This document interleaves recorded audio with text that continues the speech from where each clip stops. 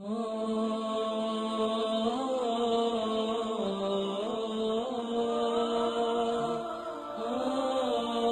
حق کا نام ہے، تیرے دل میں ہے علی؟ ہاں، کوئی حق تو نہیں دبایا، کسی یتیم کا مال تو نہیں کھایا، کسی کے پیسے تو نہیں دینے تجھ کو؟ تو کہتا ہے جکڑ بندی ہو گئی کاروبار میں، تیرے پاس کچھ بھی ہو کچھ بیچ، اس کا پیسہ پہلا دے دے جو تیرے پاس روز چکر لا رہا ہے، اس کو آزاد کر، اللہ تجھے آزاد کر دے گا۔ کیو ٹی وی پہ لکھا ہوا تھا جناب، ایک جملہ لکھا ہوا شکیل بخاری صاحب، لکھا تھا ایک صاحب تھے کہ باہر نکلتا ہوں، کبھی کوئی خوف میں رکھتا ہے، کبھی بل خوف میں رکھتے ہیں، کبھی ٹیکس خوف میں رکھتا ہے، کبھی فلاں چیز خوف میں رکھتی ہے، کبھی یہ چیز خوف میں رکھتی ہے، کبھی کاروبار میں بدماش چلے آتے ہیں۔ خدا کی قسم فقیر نے ایک جملہ کہا، کہنے لگا اللہ کہتا ہے جن کا تو وارث ہے اپنے گھر میں ان کو حالت خوف میں نہ رکھ، ورنہ اللہ تجھے باہر حالت خوف میں رکھے گا۔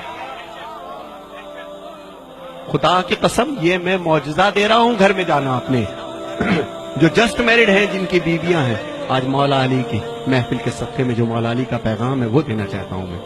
تم گھر جانا اور اپنی زوجہ سے صرف ایک لفظ کہنا کہ اگر کبھی تجھے زندگی میں میری کوئی بات بری لگی ہو تو آج بھی فاطمہ الزہرا سلام اللہ علیہ کے صدقے میں مجھے معاف کر دے، اور میں کوشش کروں گا کہ میں غصہ نہ کروں تاکہ باہر والے مجھ پہ غصہ نہ کریں۔ کل کا سورج نکلے اس سید کی زبان یاد رکھنا، دنیا مہربان ہو جائے گی آپ پر، خوف ہٹ جائیں گے دل سے۔ جن کا تو وارث ہے ان کو حالت خوف میں رکھے گا تو جو تیرا وارث ہے تجھ کو ہلکا سا ٹچ تو دے گا نا، پھر بھی وہ بڑا رحیم ہے، پھر بھی بڑا رحمان و رحیم ہے۔ اور جو میرے بچے یہاں بیٹھے ہیں، بہت دور دور سے چھوٹے چھوٹے بچے آئے ہیں، اچھا کیا لینے آئے ہو؟ خیبر سننے؟ مولوی صاحب سنائیں گے۔ خندق سننے؟ وہ بھی مولوی صاحب سنائیں گے تم کو۔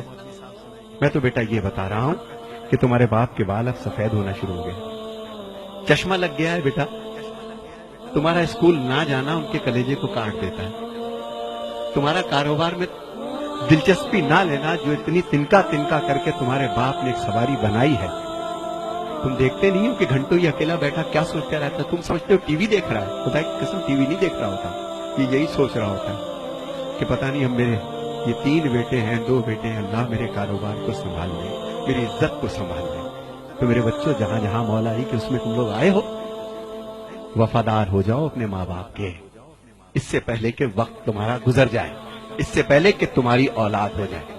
ہائے ہائے ہائے، مزہ تو اس مجلس حسین مولوی صاحب، مزہ تو مجلس حسین کا جب ہے، فقیر کہتا ہے کہ مجلس ختم ہو 250 بچے اپنے باپ کی جوتیاں لے کے کھڑے ہو۔ یہ ہے درس، 10 مجلسوں کا وہ مزہ نہیں، وہ اثر نہیں، صرف مجلس ختم ہو۔ میں نے اپنی آنکھ سے دیکھا، میرا باپ دنیا سے چلا گیا، جب دنیا سے چلا گیا تو میری ماں نے جائیداد رکھی، آؤ اپنے باپ کی جائیداد بیٹو، بین الاقوامی شہرت یافتہ ہو دنیا میں، تمہیں سب جانتے ہیں ندیم سرور، آؤ اپنے باپ کی جائیداد بانٹ لو۔ ہم 6 بہن بھائی بیٹھ گئے، میرے باپ کی جائیداد کیا تھی پتہ ہے؟ 6 جوڑے پوری زندگی کے، 1 ٹین کا بکس، غریب نہیں تھا حالانکہ، 2 1 جوتا 1 چپل 1 چشمہ 7-8 انگوٹھیاں 1 ٹوپی 1 جانماز، یہ جائیداد تھی ندیم سرور کے باپ کی۔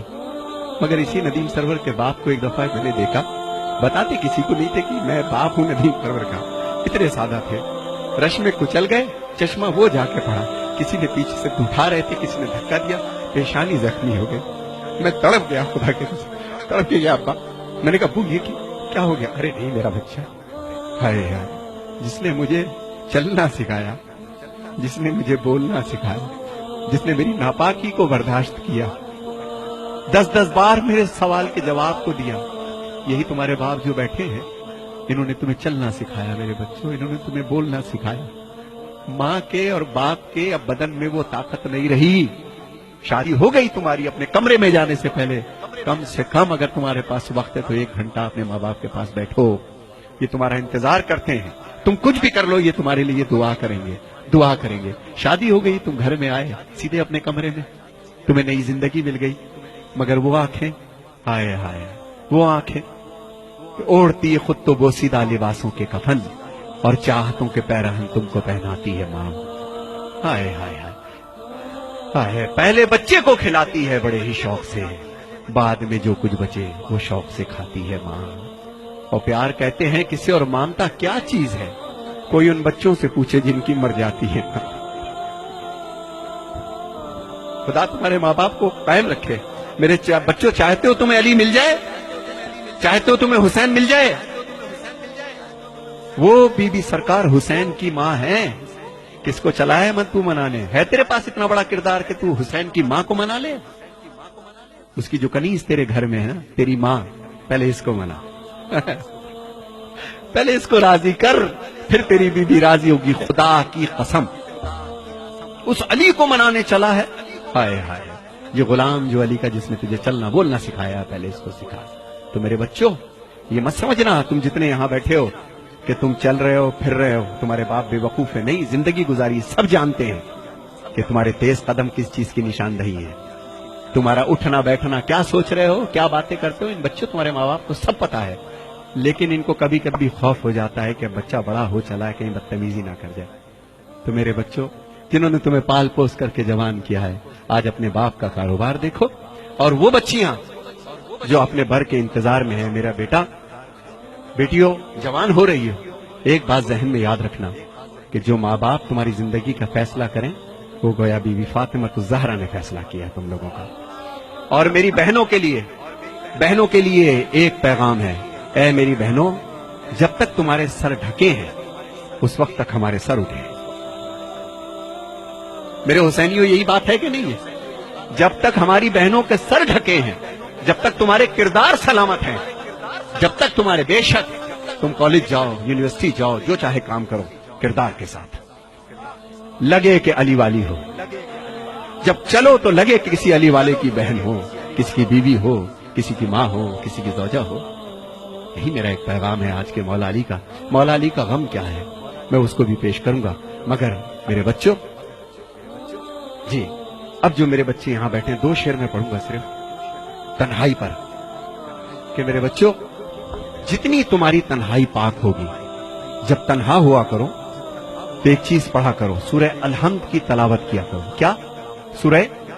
میں زیادہ بول رہا ہوں، آپ بور نہ ہوئیے گا، لیکن یہ میری اماں کی باتیں ہیں، یہ میری امی کی باتیں ہیں، جنہوں نے بچپن سے سکھائیں، اور میں اب بچوں تک وہ چیز میں پہنچانا چاہتا ہوں، بچوں تک پہنچنا چاہتا ہوں. تو میرے بچوں، یاد رکھنا، اب جو میں کلام پڑھ رہا ہوں، جس وقت تمہیں کوئی نہیں دیکھ رہا ہوتا، مت سمجھنا کہ تمہارے ماں باپ سمجھتے نہیں تم کو کہ تم اس وقت بھی کیا کر رہے ہو. جب تم تنہا ہو تو اہدنا الصراط المستقیم سورہ الحمد کی تلاوت کیا کرو. اور جو مومن و مومنات یہاں بیٹھے ہیں، جس ذہنی اور جسمانی پریشانی میں ہو، شب جمعہ میں یا کسی بھی رات میں، بعد نماز یا شب میں، وضو کر کے 70 مرتبہ سورہ الحمد پڑھیے بسم اللہ کے ساتھ. معصومین فرماتے ہیں کہ عجب نہیں ہے کہ مردہ زندہ ہو جائے. دوبارہ نہیں بتاؤں گا. اور ایک چیز، اگر کوئی بہت بڑی پریشانی ہے تو 10 تسبیح اللہ الصمد، اللہ الصمد، 3 صلوات پڑھ کے اللہ الصمد، اللہ الصمد، اللہ الصمد. تیسرا سورج نکلے گا اور تمہاری مشکل حل ہو جائے گی انشاءاللہ. ایک شخص تھا جس کو پھانسی کی سزا ہو گئی تھی.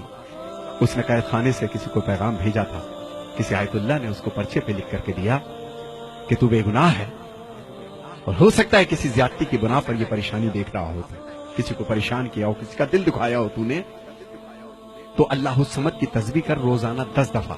اور دوران تسبیح اگر تو 4 دفعہ کرے اور بیچ میں سے کٹ ہو جائے کسی وجہ سے، تو باقی 6 بعد میں کر لو. 10 اس کو مکمل کرو، روز کرو، انشاءاللہ 3 دن میں تمہارے مسئلے کا حل آئے گا. اللہ